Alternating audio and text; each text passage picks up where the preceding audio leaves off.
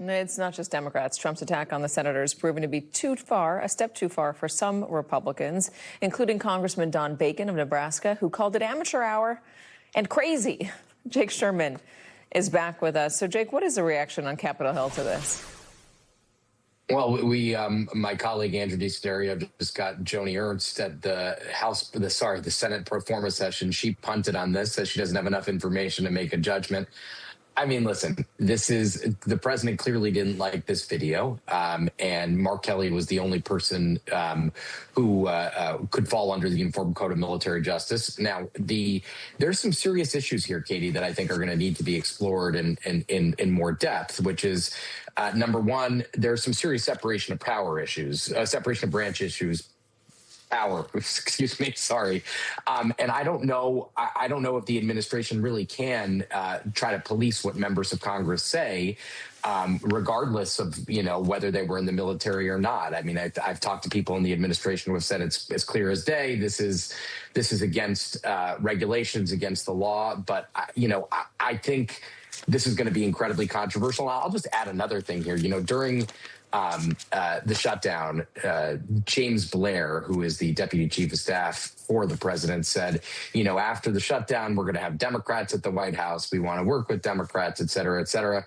This ain't going to help that effort. To the extent that effort was ever real, this is not going to help that effort. I mean, this is a full attack on Democrats. And remember yesterday, a judge threw out indictments against Letitia James and James Comey. I don't think this will go much better than those did, to be honest with you, based on the people I've talked to. It's interesting because it's a kind of a heady moment in Congress, according to the reporting that I've been following that you guys have been producing. And you have the Marjorie Taylor Greene. First of all, you had the discharge petition getting through and then the jailbreak. But then you have Marjorie Taylor Greene suddenly resigning and not so subtly going after Republicans and the president in her resignation. And on the heels of that, you were reporting that there are a lot of lawmakers who are considering doing the same thing in the Republican Party because they are so unhappy with the way the White House has been treating them. Jake, if things were going well, if the president's approval ratings were great and the public was really excited and happy, would you be hearing those complaints? No.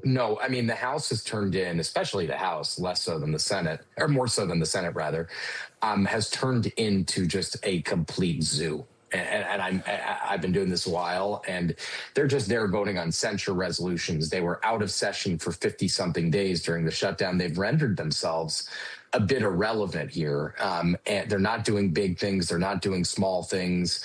They feel like the administration is a bit of is a bit disrespectful of them and, runs roughshod over them and doesn't give them, that's all stick, no carrot, so to speak.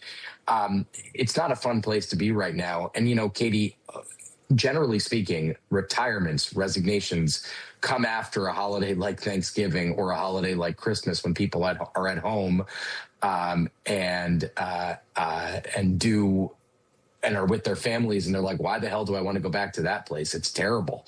So the unhappiness is palpable, to be honest with you. And I'm hearing from people. I've heard from more people than I could even count right now who have said, yeah, I mean, it's terrible. And good people who are serious legislators, who are not people that we hear from all the time, not the Marjorie Taylor Greenes of the world, but rank and file members who are engaged in serious topics on the Republican side, who are just like, why do I need to be doing this? Why am I leaving my family every week for this garbage? So I think you'll see more of that in the coming weeks. All right, Jake Sherman, really good to have you. Hope you're able to break free from that jail cell that you apparently are